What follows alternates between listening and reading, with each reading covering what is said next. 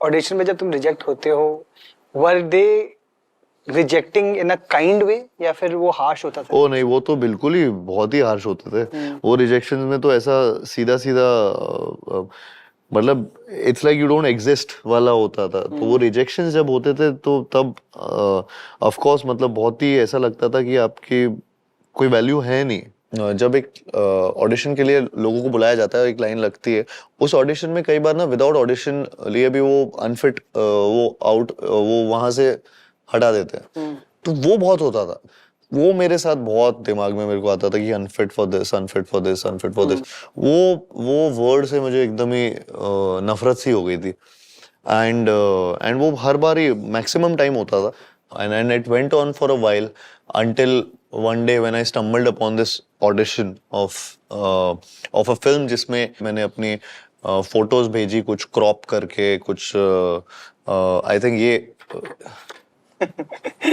ये एक फोटो है जो एक्चुअली बहुत बढ़िया फोटो मिल गई आपको, लेकिन मेरे पास एक और 3-4 फोटोज थी जो शायद अभी यहाँ नहीं है, जिनमें मेरे दोस्तों के हाथ थे, उनके बाल थे, लेकिन this was I think the best photo of the lot, जिसको मैंने प्यार का पंचनामा के ऑडिशन के लिए भेजा था। Boy required. और मैंने बस उस एक बॉय, एक लड़का चाहिए ना। तो मैंने उसमें लिखा था, उस मेल पे लिखा है वो, I am the guy you are looking for.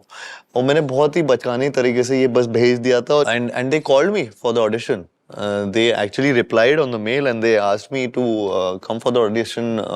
जिस दिन मुझे ऑडिशन के लिए बुलाया था उस दिन मेरा एग्जाम था कॉलेज का, और मेरे पास 2 ही ऑप्शन थे, या तो मैं वो एग्जाम बंक करूं, और वो मैंने बंक किया। तो वो मैंने क्यों किया, क्योंकि मम्मी पापा को पता लग जाएगा कि मैंने बंक किया है, और या फिर मैं उस ऑडिशन पे जाऊं जो मुझे पता नहीं है, वापस अनफिट बोल देंगे, रिजेक्ट कर देंगे।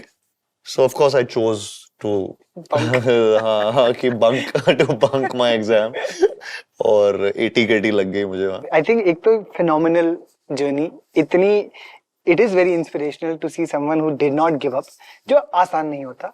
आप जब कर रहे हो, आपको रिजेक्शन मिल रही है, आपको डिजेक्शन मिल रही है, आपके पास सपोर्ट सिस्टम नहीं है, आप अकेले हो, were you able to cry about this, were you able to express about this? अरे बहुत सैड होता था मैं, बहुत बहुत ज्यादा सैड होता था, क्योंकि मुझे ऐसा लग रहा था कि मेरे अगर यहाँ पे साल खत्म होते गए तो मैं मतलब बीटेक हो जाऊंगा, और तो मेरे पास टाइम की कमी है, मुझे एक्टर जल्दी बनना है। बीटेक हो जाओ। हाँ, इससे पहले मैं बीटेक हो जाऊं।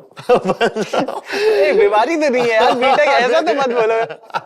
जैसे मेरे साथ भी यही हुआ था कि मुझे बीटेक नहीं बस बन के रहता। You know, all hats off to all the BTechs in the world, जिनको अच्छा लगता है ये करना। जेन्युइनली उनके लिए मेरा ऐसा कोई नीदर डू आई, करेक्ट, मेरा थॉट प्रोसेस नहीं है वो, लेकिन सबको अपने अपने ड्रीम्स प्यारे होते हैं। तो मेरे लिए वो चीज ज्यादा इंपॉर्टेंट थी more than anything else in life.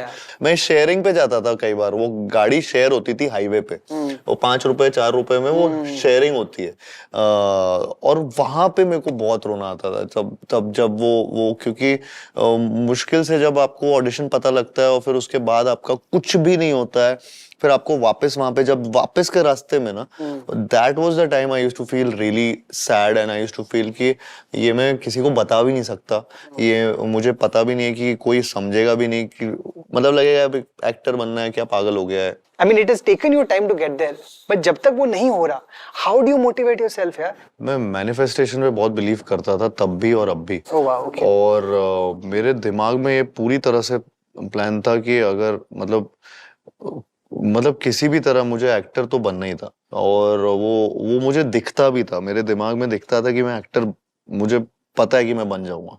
मुझे ऐसा लगता था कि कई बार ऑडिशंस में मुझे रिजेक्ट कर देते थे, मुझे लगता था ये बेवकूफ है, इसको नहीं समझ आ रहा, ये मेरी कोई गलती नहीं है।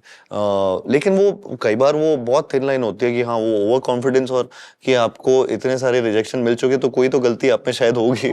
तो आई यूज्ड टू थिंक कि नहीं, मुझे यहाँ पे एक अपॉर्चुनिटी मिल जाए, मैं सीरियसली मैं मतलब दिखा दूंगा। वो उस टाइम तो ऐसे ही लगता था ना कि हाँ कि कुछ ना कुछ तो कर जाऊंगा। मेरे को तो मैनेजमेंट टीम्स ही भी नहीं लेती थी पहले तो मेरा तो एक मैनेजमेंट टीम्स ने मेरे साथ एक बार एक तरीके का ऑडिशन लिया था कि हम आपको नहीं ले पाएंगे, ये तक हुआ है। क्यों? तो because they didn't see any value in me, they didn't see any value, which is fair enough also, I think. तो मैं मतलब वो सब सारी चीजें देखी हैं, full circle, and then उसके बाद या वही कंपनीज मैनेज करना भी चाहती हैं. मैंने तुम्हारे बहुत इंटरव्यूज भी देखा जब तुमने ये बात बार बार बोली है कि कोई मेरा नाम नहीं जानता था. हाँ. वो लोग मुझे मोनोलॉग गाय बोलते थे. हाँ, correct. There are different ways that men deal with these हाँ. emotions. There is anger. Correct. You know, there is sometimes substance abuse. You know, alcohol, cigarette, you know, drugs, whatever. Sometimes जो जिनके पास resources होते हैं, समझ आती है, वो therapy भी ले लेते हैं. Correct. What is the way that you were able to go from this? अपनी मम्मा को, पापा को, are you able to have conversations with them about this? मैं थोड़ा सा अपने शेल में चला गया था. मैं इतना बातें फैमिली को इन्वॉल्व नहीं करता था, बिकॉज वो ऑलरेडी बहुत डाउट करते थे और वो स्केर्ड फील करते थे इन सब चीज़ों से कि यार हमारा बच्चा यहाँ पे क्या कर रहा है और उसका क्या होगा. तो मैं वही सवालों से कई बार डर जाता था, तो मैं कभी शेयर नहीं कर पाता था वो वहाँ पे. मैं थोड़ा बिटर भी होता जाता था कुछ टाइम तक, क्योंकि कई बार ये होता था कि मैं तो लाइन में लगा हूँ लेकिन दूसरा इंसान लाइन में लगने की जरूरत भी नहीं पड़ रही है. तो यू नो वो वहाँ पे चाय पी रहे हैं जहाँ पे मैं कास्टिंग के ऑडिशंस अभी भी दे रहा हूँ. तो वो जब चीजें होती थी तो वो थोड़ी सी बिटरनेस बढ़ती रहती थी. And there was never an even field, you know, वो हमेशा से वो, और वो तो आज भी रहता है वो ऐसा, उसमें कोई डाउट नहीं है. बट अब वो जैसा है वो है, उसमें किसी की गलती भी नहीं है. लेकिन I had to come to terms with that reality. I felt like कि नहीं यार, I'll make my choices and I'll do my things and my audience is with me. If I think I've been really supported with the audience love, and it's rare the kind of love that they give me. I feel really lucky about that. So that I think the loneliness is compensated by my fans, and that bitterness just went away. क्या you know, तुमने bitterness की जो बात की, काफी लोग तो understand भी नहीं कर पाते कि बिटरनेस है. हाँ. काफी लोगों के पास तो ये सेल्फ अवेयरनेस भी नहीं होती. तुमने तो बस बोल दिया हाँ बिटरनेस से फिर रियलाइजेशन आया. ये बिटरनेस से रियलाइजेशन की बहुत बड़ी जर्नी होती है. सोनू के टाइम पे बस वो चीज अचानक से वो चेंज हुआ. That was the day I was really emotional, I think, when a lot of people actually called me by my name. So that was one moment which I remember that I was so happy. I think मैं वो Getty गया था या कोई theatre गया था और वो सब मुझे या तो कार्तिक या तो सोनू बुला रहे थे. तुमने कभी कोशिश की किसी फिट इन करने की, इंडस्ट्री पार्टी जाने की, एक सर्टेन तरीके के कपड़े पहनने की कि मैं अगर ये करूंगा, बिकॉज यू नो एक मैं ये भी नोटिस करता हूँ कि बाहर वालों को लेकर एक जजमेंट भी रहती है. वो बहुत रहती है. Did you first try and then have your own journey? मेरे से स्मॉल टॉक्स होते नहीं थे और ना अभी भी नहीं होते. ऑल्सो जो ये चीजें हैं कि इनके कि किसी कैंप में, पार्टीज में जाना या किसी चीजों में, इन सब चीजों में इन्वॉल्व होना है, मैं उन सब चीजों में बिलीव करता नहीं. ना मैं शराब पीता हूँ, ना मैं सिगरेट पीता हूँ. मैं अपनी लाइफ में खुश हूँ, चाहे वो लोनलीनेस हो चाहे ना हो. मुझे ऐसा लगता है कि मुझे अपने रूम में बैठ के नेटफ्लिक्स पे मैं अपने अकेला बैठ के कुछ देख सकता हूँ और मैं बहुत इंजॉय कर सकता हूँ. या मैं दोस्तों के साथ थिएटर में जाके भी फिल्में देख सकता हूँ और वो भी इंजॉय कर सकता हूँ. मेरा ऐसा नहीं है कि यार मुझे कोई ना कोई चाहिए लाइफ में जिसकी वजह से मेरे लाइफ में एंटरटेनमेंट हो रहा है. ये भी हो सकता है कि मेरा शायद से वो बैलेंस नहीं है अभी तक लाइफ में in terms of personal and professional life. लेकिन मेरा प्रोफेशनल लाइफ में इतना ज्यादा इन्वेस्टमेंट है, टाइम का, मेरे माइंड का, हर चीज का, कि शायद से मैं वो रियलाइज नहीं करता.